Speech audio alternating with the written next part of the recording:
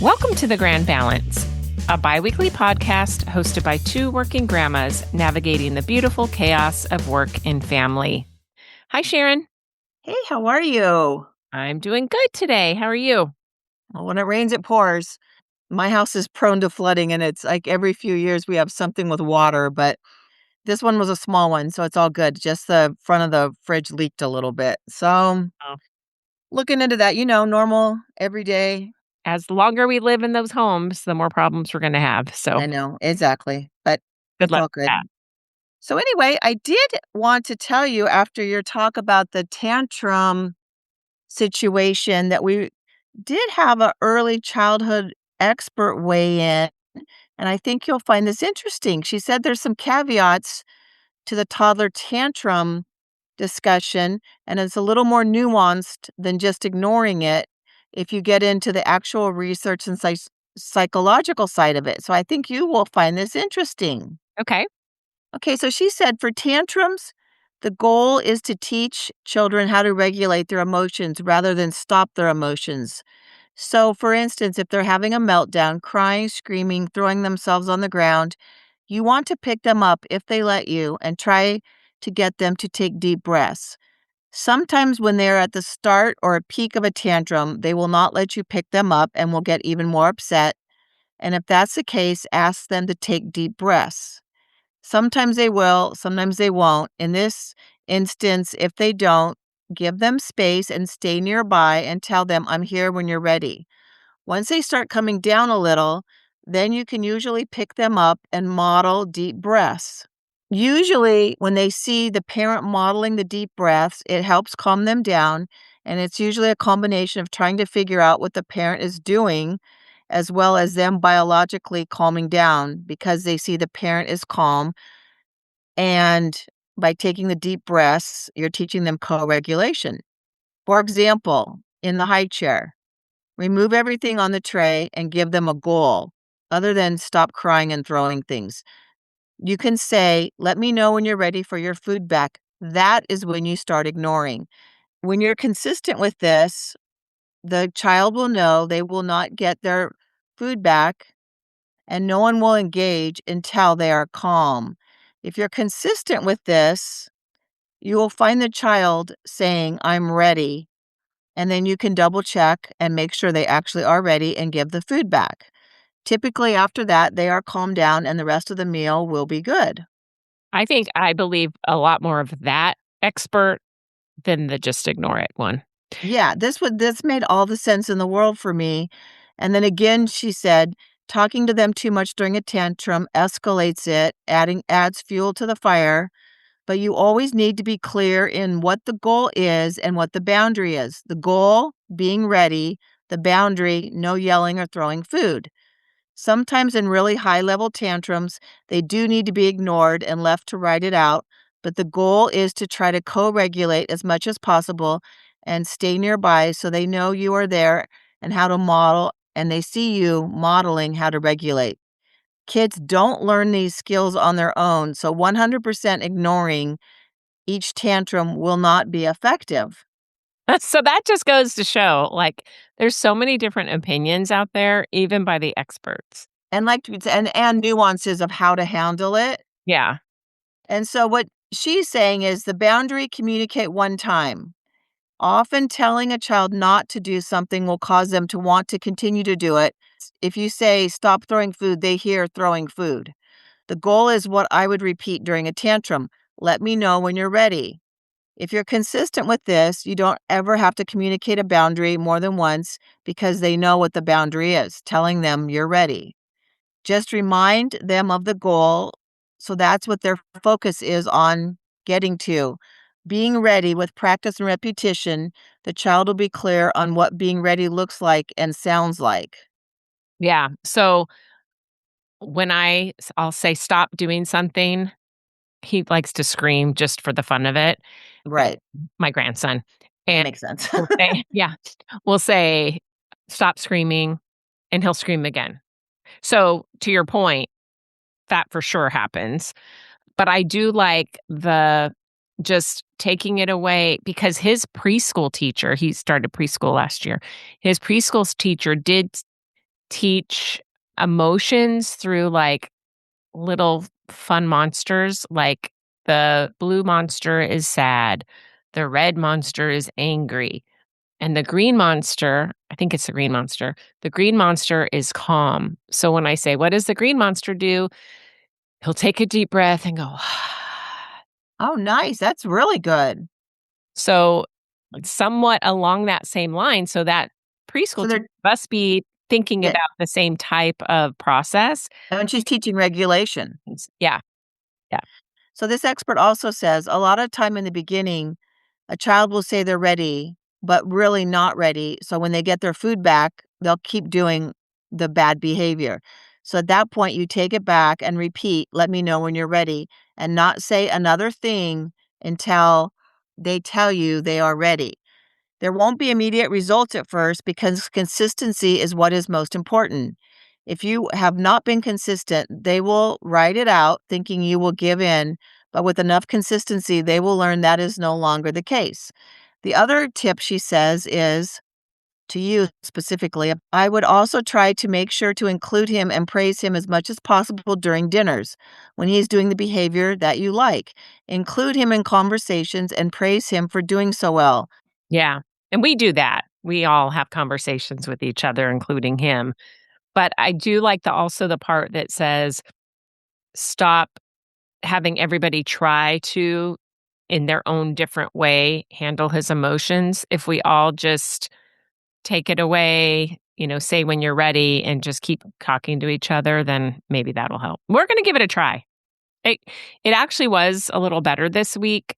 I don't know why. He probably had a really great nap. I'm not sure, but anyway, it is interesting that there are different perspectives, but I guess you just keep trying and get the one that sticks, right? Right. And of course, every kid is a little different as well. But I think, like that expert was telling us, the goal is for your child to be able to self regulate and show that you, as an adult, are capable of remaining calm as well. And I think that's probably the most important message, consistency and calmness.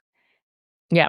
Okay, Angela. Well, moving on, what is our topic for today? I'm excited about today's topic because it is focused on the grandparents' relationship with teens. Oh, good. We barely ever talk about teens. I know. So I'm excited.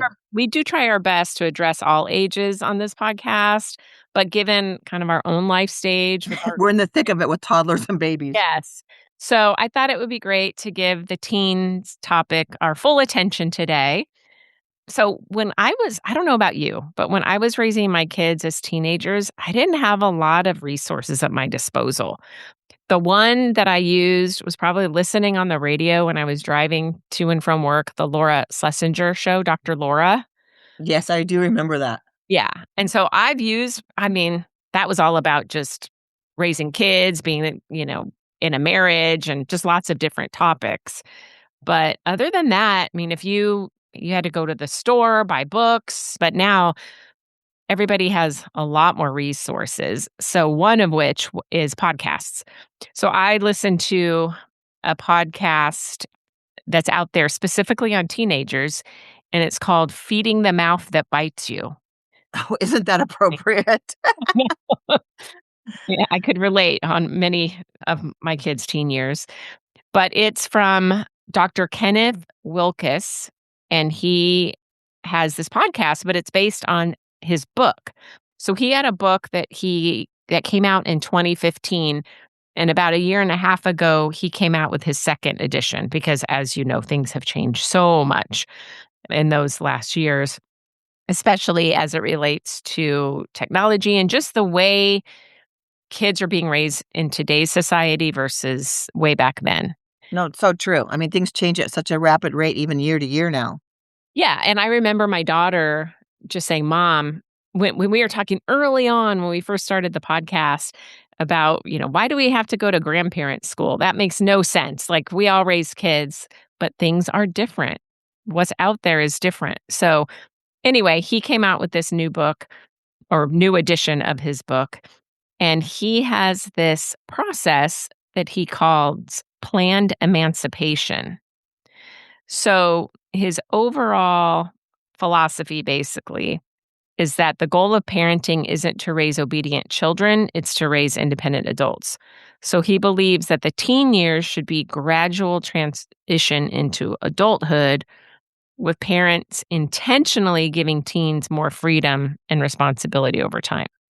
So, That makes all the sense in the world to me because that is kind of the way I approached it as well. I was a very strict parent, but as they started reaching their senior year, logically, you have to give them more freedom knowing that the following year they're gonna be on their own. well, so he says, so we come from a different era, right? So he says you should start this transition starting at the age of 13. Oh, So wow. I know. So now let's talk a little bit about it. But what also caught my attention about the book is he has perspective on grandparents too.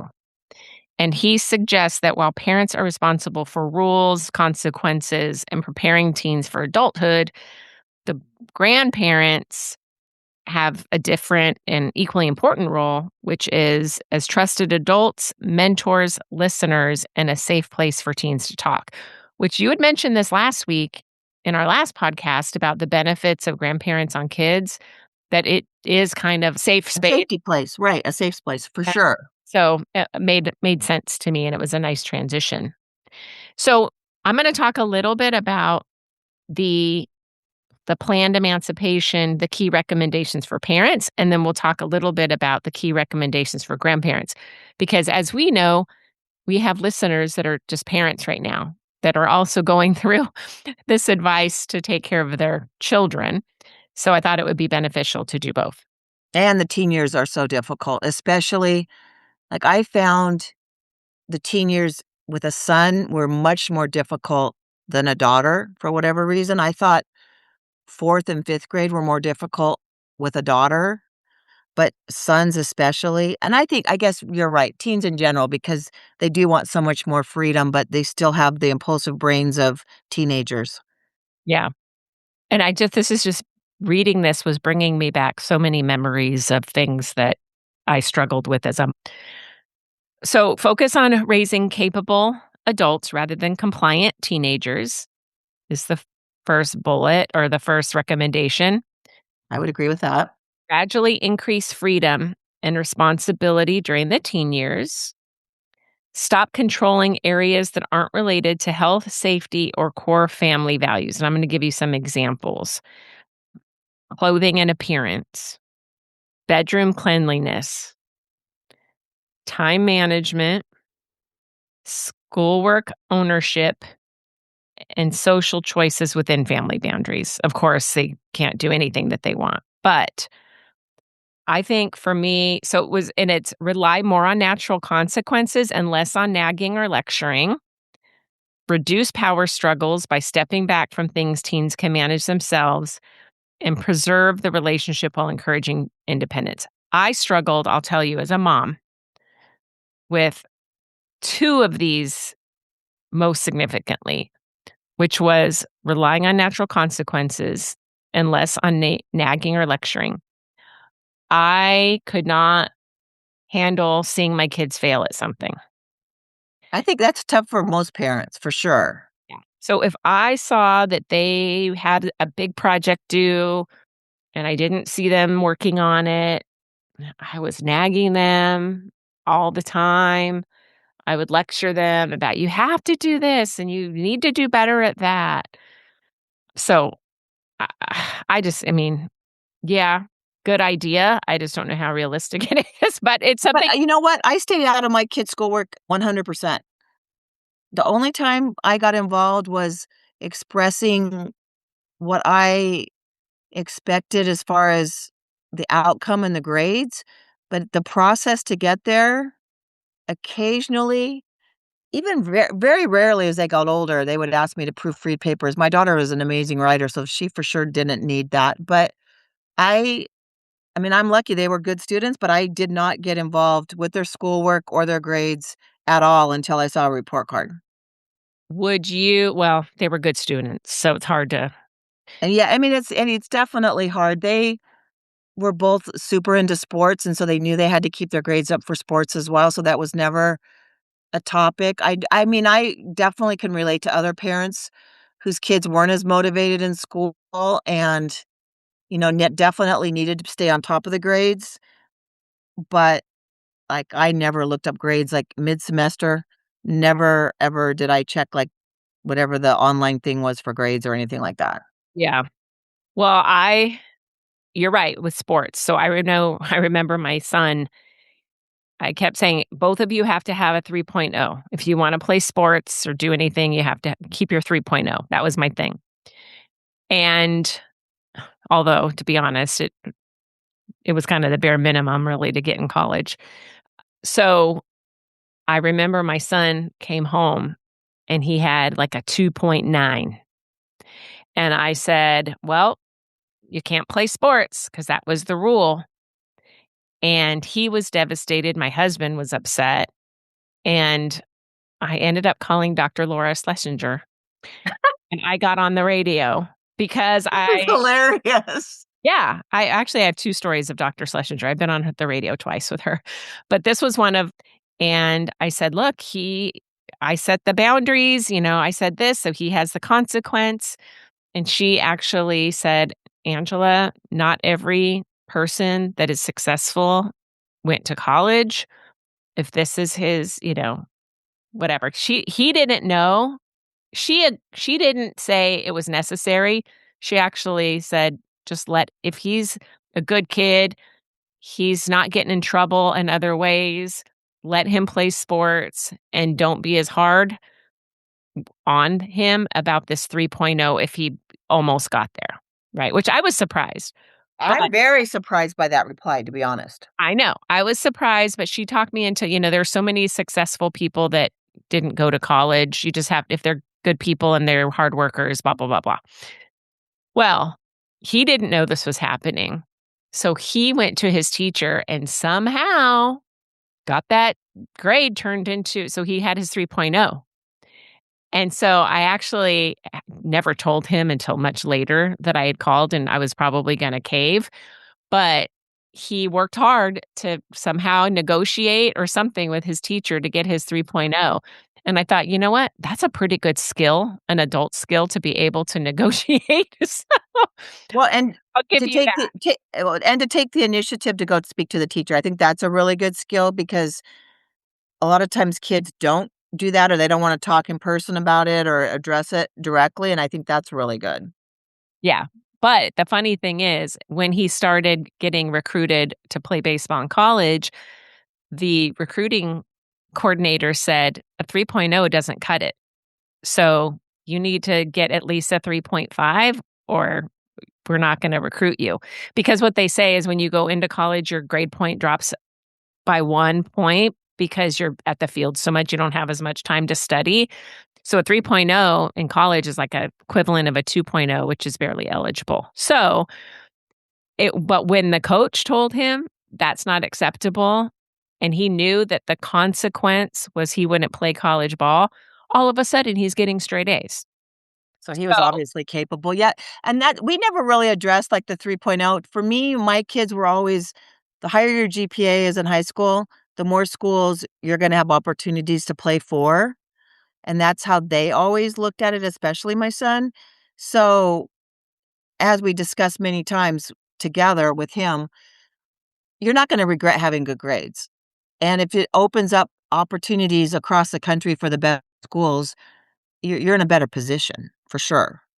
in his recommendation of rely more on natural consequences and less on nagging or lecturing, in fact, Dr. Laura said it's okay, and the natural consequence was he wasn't gonna get in, but he had learned that on his own through the coach I saying was it. gonna say, and it always means more coming from someone other than the parent, Yeah.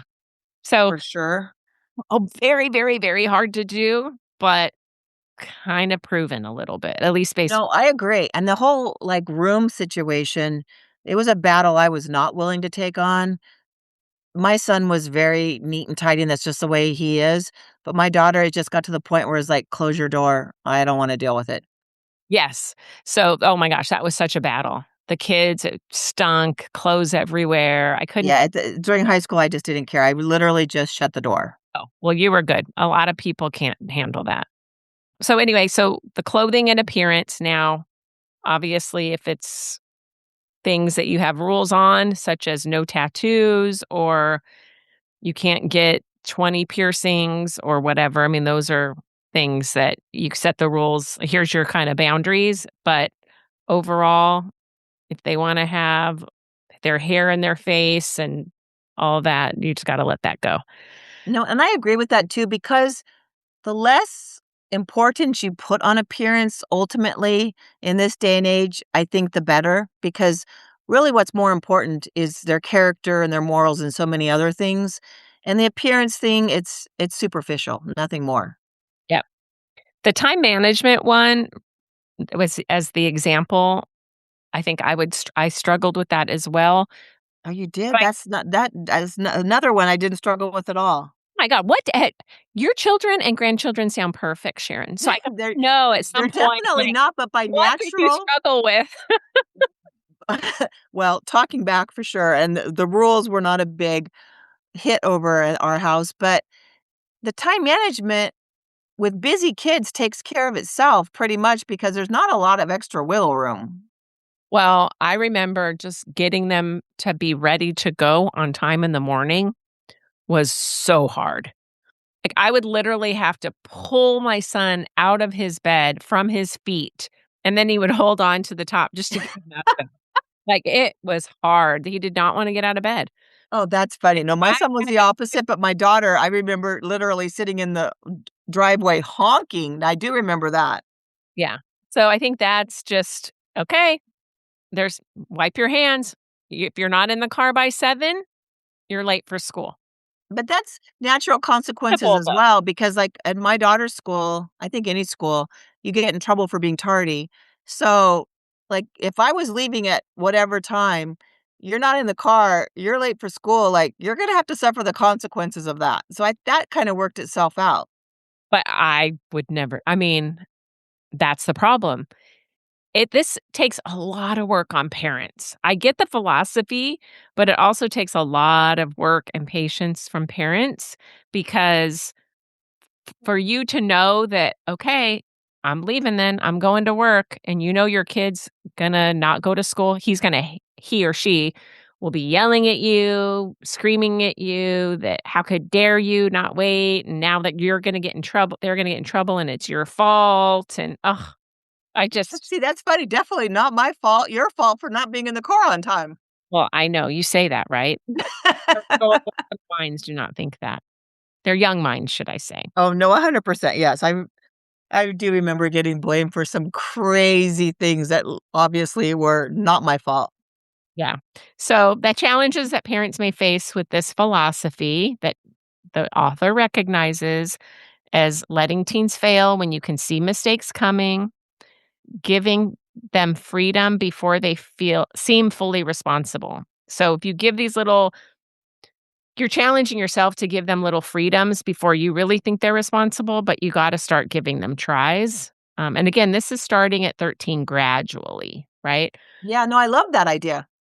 Watching consequences unfold without stepping in. Ugh, that's the struggle for parents. Deciding when to guide and then when to let go, and then resisting the urge to constantly monitor and rescue. I am really bad about the rescue, which is Well, what I that whole everything you just said is hard because just as a parent, naturally, you wanna give advice, and, like, as we've talked about so many times as grandparents, we've learned to zip it because it's so effective and the right thing to do, but as parents, you're so much in it, and it's really hard not to give advice or say what you think they should be doing. I think that's the big takeaway there is maybe as parents even learn more to hold back the advice, which is difficult. yeah. So, let's switch quickly over to grandparents because that's what we wanna So we are. on. Yeah. So, the author says that grandparents have a unique opportunity during the teen years, and so I'll give you his recommendations and then the examples and then some of the challenges. Focus on the relationship more than discipline. So, this is kind of hard too because the way we raise kids might be different than the way our kids are raising their kids. I So don't think that'll be difficult for us though, Angela, because 'cause we're on the philosophy, like, the parents are the parents, and as grandparents, we're just auxiliary support. So I think that part won't be difficult. I know, but maybe for others, right? Right. Yeah, true. Others, because, well, we know we've got the philosophy of zip it, right? And in fact, that was in his podcast. Like, you just have to zip it. Like, you cannot, as much as you might not agree, you just have to be willing. Now, of course, if their health or safety is at risk, meaning not the drinking, the stuff like that, but like if the parent is doing something that is harming the child, like, unfortunately, there are many situations where the parents themselves become addicted to drugs and stuff, and the children's could be at risk of being taken from the home, and so those are things you step in on, but Yeah, that's a if it's whole just different being too scenario. strict or whatever, that's you gotta just zip it. Make sure you're a trusted adult rather than a second parent. Support the parent's authority even if you disagree. And this was some examples that the author was using where, maybe you do have this great trusted relationship with your grandkid and they start complaining about the parents. Mom does this or mom won't let me do that. Even if you disagree, you cannot ever be on the opposite side of the parent. You have to stay Switzerland. You Yeah, have no, I agree with that because I firmly believe that my kids complained to my mom about my rules, and I can tell you she definitely probably said, "Your mom's a great mom, and she's doing what she thinks is right for you." yeah. So, they're saying, for example, just say, "I know that must feel really hard for you, but I need to" what did they say? "I know that must feel really hard for you, but you should try to find a way to calmly talk to your parents." Like, that's to the extent of it, basically. So that they don't start if and the worst thing you can do as a grandparent is say, "Hey, it's our little secret," and that's even with little kids, right? But the same with older children. "Don't worry, I won't t I agree with you, but let's not tell your mom." Now that's my daughter and I have had so many conversations about that because with her background, that's what we call a sneaky person. We Yeah, don't like sneaky people. that's right. And so, as grandparents, because if you do things like that, what they say is teenagers do not wanna be taught, they wanna be trained. So, do not tell them what to do or how to do it, but give them examples of your experience about things. For example, if you're acting like that, saying, "Well, I agree with you, and I don't think it's right, but let's not tell them," you're teaching them to do that and to be that kind of an adult. And be sneaky, right, exactly, which is not good. Yeah. So listen more, lecture less, share stories and experience instead of giving advice, which I just said. Stay available when the teens seem to pull away. So it's going to be very natural for teens when you can really understand that the first signs of them moving into the stage of wanting to understand who they're gonna be as an adult is when they start pulling back or shutting down where everything childish is dumb, right? They'll say, "Oh, that's stupid. That's for kids. That's not for me." So that's kind of the sign of when these things start transitioning. One of the things that's important, if you have multiple grandkids in particular, is don't wanna try to do things with all the grandkids at once because every single one of them needs independent time, especially as they get older. So they're not feeling like they're stuck down with the little kids. Right, and they're all individual people. The other thing I think that's important to note is as kids get older, just naturally, friends become their universe, the most important thing in the world. And I think grandparents need to learn how to work with that rather than against it because it's just, I mean, it's not going to change. It is the way it's been for hundreds of years. That's right. In fact, my kids' friends all knew my parents, so my kids' grandparents, and And they would know them so well that even today they hug up, they call them grandma, grandpa, like they continue to know them. They're good friends. Right. And I agree with that. And my friends knew my grandparents and also my kids' friends, like you're saying, knew my mom.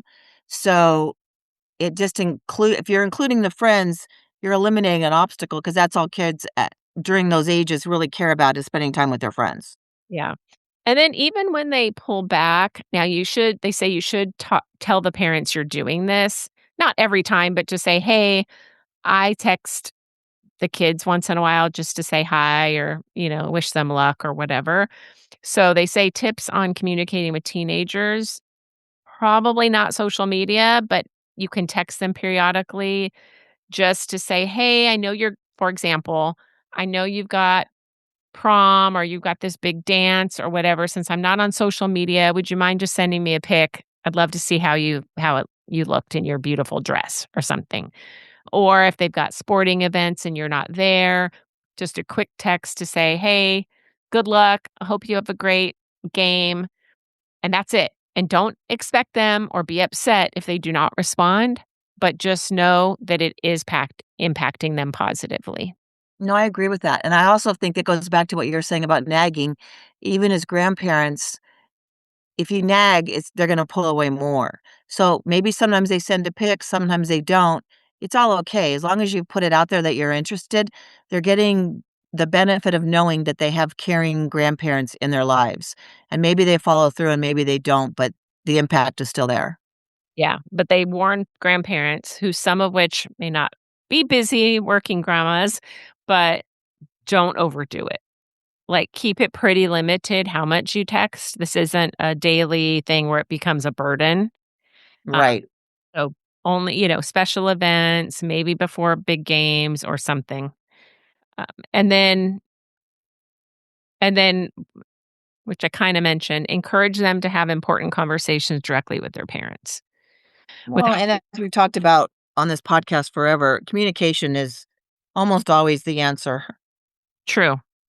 So the list of challenges that grandparents may face, so just like parents, it's gonna be hard, but supporting parents' decisions, even when you may not agree with them, zip it. Watching grandchildren struggle without immediately stepping in. So if you see them failing at things just like parents, can't do anything about it. Knowing when to keep a confidence and when parents need to be informed. So let's say your granddaughter says, "Oh, I really like this boy."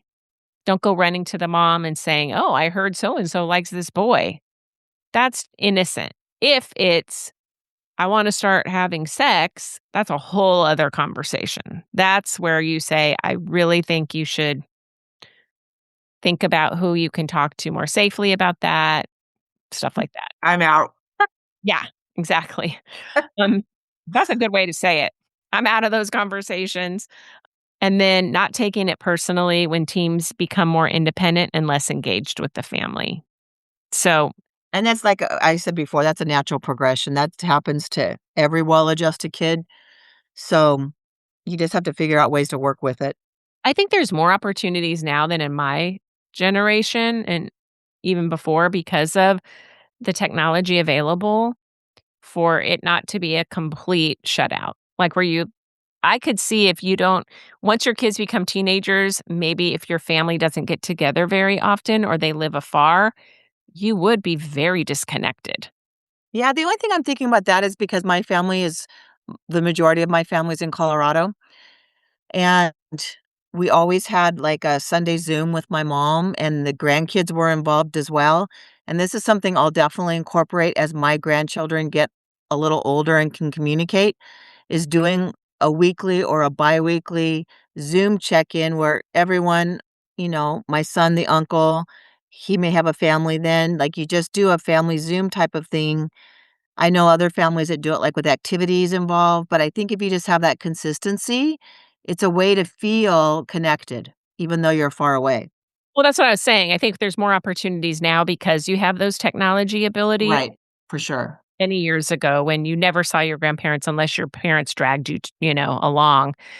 But you bring up a good point, Sharon, because one of the things that they said was grandparents should have their own relationship with their grandkids and not always have to go through the parents. And so that's where the little texts here or there, or the grandparents trying to do something special for the kid. And they were saying that a lot of grandparents will call the mom and say, "Hey, how did the game go today?" Or, "Oh, what color dress are they wearing? Can you send me pictures?" And they don't talk to their grandkids at all about things that they could easily just send a quick message about. Right. No, that's they do definitely. We as grandparents need a direct relationship and be able to contact the grandchild directly. And with phones and everything now, it's so much easier. Yeah, exactly. So, boy, it's gonna be tough. I already know it. It was hard enough to be a parent of a teen. I think it'll be easier for us. I was just I gonna think say it'll I'm be looking forward to it because we don't have to have all the craziness of a parent laying down the law, being, on top of everything. We can just enjoy the ride and be supportive and see these grandchildren flourish. yeah, but we'll also probably see things that we're gonna wanna step in, and we just can't. I know. No, it's true. And on the daughter side, for sure, we know our daughters will commiserate going through the teenager years, and that will be something. Yeah. So, we just to your point of the last episode that we had, the benefits and the impact is so important, and so I'm gonna end with a quote from Mister Rogers. Do you remember Mister Rogers? Of course. Some people, if they're It's a young. beautiful day in the neighborhood, a beautiful day No. in the neighborhood. That one? Yep, that's it. No. Grandparents are both our past and our future, and in some ways, it is what has gone before, and in other ways, what will become. So, they're learning from us because of our past experiences, and it will inform what they become in the future. So, And as grandparents, it keeps us young too, so yeah, win-win. that's right. All right. Well, I'm glad we had a little focus on this. I hope it helped. If nothing else, just know that it's a big topic because we're all going through it together. Yes. Thank you for listening. See you in a couple weeks. Bye, everyone. Bye. Thank you for listening. Please like and subscribe to the podcast so we can continue to grow our community. Also follow us on Instagram at Working Grandmas Podcast, on Facebook at The Grand Balance, a Working Grandmas Podcast, and join our LinkedIn group, Working Grandmas.